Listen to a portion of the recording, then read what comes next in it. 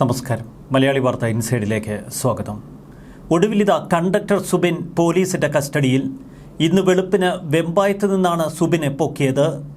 Thampanoor police ആദ്യം സുബിനെ വിശദമായി ചോദ്യം ചെയ്തു. തുടർന്ന് കമ്മീഷണറുടെ നേതൃത്വത്തിൽ സുബിനെ ചോദ്യം ചെയ്യുമെന്നാണ് പുറത്തുവരുന്ന വാർത്തകൾ. മെമ്മറി കള്ളൻ ഉടൻ കുടുങ്ങും എന്ന വാർത്തകൾ ഏറെക്കുറെ സ്ഥിരീകരിക്കപ്പെടുന്നു. KSRTC ഡ്രൈവർ യദുവും തിരുവനന്തപുരം മേയർ ആര്യ രാജേന്ദ്രനുമായി ബന്ധപ്പെട്ട തർക്കവും സംഘർഷവുമൊക്കെ നേരിൽ കണ്ട കണ്ടക്ടർ സുബിൻ തുടക്കം മുതൽ ഇരട്ടത്താപ്പ് നയമാണ് സ്വീകരിച്ചത്. ഇവർ തമ്മിലുള്ള തർക്കത്തിന് പിന്നാലെ ബസ്സിലെ മെമ്മറി കാർഡ് നഷ്ടമാകുന്നു. ഈ സംഭവത്തിലാണ് സുബിനെ പോലീസ് ചോദ്യം ചെയ്യുന്നത്. തമ്പാനൂർ പോലീസിന്റെ മൂക്കിന് താഴെ KSRTC ഡിപ്പോയിൽ നിന്നാണോ മെമ്മറി കാർഡ് നഷ്ടമായത് എന്ന ചോദ്യം ശക്തമാകുന്നു. തുടക്കം മുതൽ വിവാദ പ്രസ്താവനകൾ മാത്രമാണ് കണ്ടക്ടർ സുബിൻ നടത്തുന്നത്. തനിക്കൊപ്പം ബസിന്റെ മുൻനിരയിൽ സുബിനുമുണ്ടായിരുന്നു എന്ന് ഡ്രൈവർ യദു പലവട്ടമാണ് മാധ്യമങ്ങളോട് പറഞ്ഞത്. എന്നാൽ സുബിൻ പറയുന്നത് ബസിന്റെ പിൻസീറ്റിലാണ് താൻ യാത്ര ചെയ്തത്, അതുകൊണ്ട് തന്നെ അവിടെ സംഭവിച്ച കാര്യങ്ങൾ താൻ നേരിട്ട് കണ്ടില്ല എന്നാണ്. ഡ്രൈവർ യദു അശ്ലീല ചേഷ്ട കാണിച്ചോ എന്ന പോലീസിന്റെ ചോദ്യത്തിനും അതൊന്നും തന്റെ കാഴ്ചയിൽപ്പെട്ടില്ല എന്നതായിരുന്നു സുബിന്റെ മറുപടി. PMG ജംഗ്ഷൻ മുതൽ പാളയം വരെ മേയർ ആര്യയുടെ കാറ് പലവട്ടം KSRTC ബസ്സിനെ മറികടക്കാൻ ശ്രമിച്ചോ എന്ന പോലീസിന്റെ ചോദ്യത്തിനും അതൊന്നും താൻ ശ്രദ്ധിച്ചില്ല എന്നതാണ് സുബിന്റെ മറുപടി. പോലീസിന് നൽകിയ മൊഴി എന്താണ് എന്ന് താൻ ഭാര്യയോട് പോലും പറഞ്ഞില്ല എന്ന് മാധ്യമങ്ങളോട് കണ്ടക്ടർ സുബിൻ പറഞ്ഞിരുന്നു. ഇതാണ് കൂടുതൽ സംശയങ്ങൾക്കിടവരുത്തുന്നത്. എന്തുകൊണ്ടാണ് ഭാര്യയോട് പോലും ഇക്കാര്യങ്ങൾ താൻ പറയുന്നില്ല എന്ന് സുബിൻ മാധ്യമങ്ങളോട് പ്രതികരിച്ചത്? മെമ്മറി കാർഡ് ആരെങ്കിലും മോഷ്ടിച്ച് സുബിൻ്റെ കയ്യിൽ ഏൽപ്പിച്ചിരുന്നോ? അതോ സുബിൻ തന്നെയാണോ മെമ്മറി കാർഡ് ബസ്സിൽ നിന്ന് അടിച്ചെടുത്തത്? ഈ മെമ്മറി കാർഡ് ഭാര്യയെ ഏൽപ്പിക്കുകയാണോ സുബിൻ ചെയ്തത്? ഭാര്യയിലേക്ക് ചോദ്യങ്ങളോ അന്വേഷണമോ ചെല്ലേണ്ട എന്ന് കരുതി മാധ്യമങ്ങളോട് സുബിൻ ഭാര്യയോട് താൻ ഒന്നും സംസാരിക്കില്ല എന്ന് പ്രതികരിച്ചതാണോ? KSRTC ഡ്രൈവർ യദുവും ആര്യ രാജേന്ദ്രനും തമ്മിലുള്ള പ്രശ്നങ്ങൾക്ക് തൊട്ടുപിന്നാലെ റഹീം MP കണ്ടക്ടർ സുബിനുമായി ഫോണിൽ സംസാരിച്ചിരുന്നു. അങ്ങനെയെങ്കിൽ മെമ്മറി കാർഡ് അടിച്ചെടുക്കാനുള്ള നിർദ്ദേശം നൽകിയത് MP റഹീമാണോ എന്ന ചോദ്യം ചിലർ സമൂഹ മാധ്യമങ്ങളിൽ ഉയർത്തിയിരുന്നു.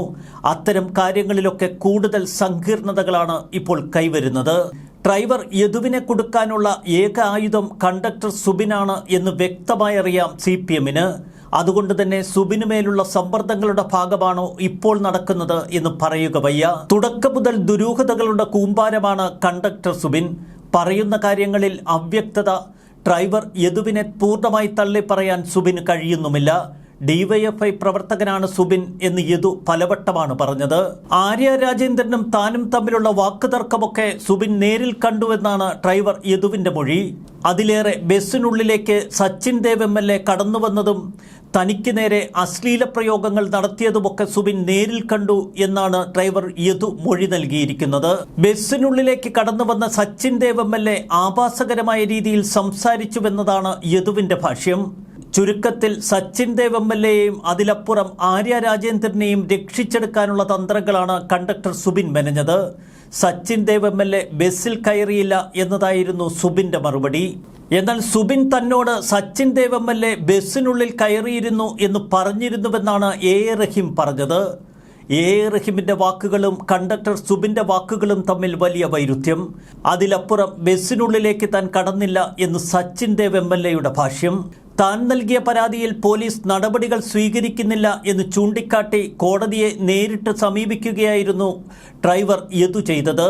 ആ ഹർജിയിൽ ശക്തമായ ഉത്തരവ് കോടതി നൽകിയതോടെ പോലീസും മേയർ ആര്യ രാജേന്ദ്രനും സച്ചിൻ ദേവുമൊക്കെ വെട്ടിലായി.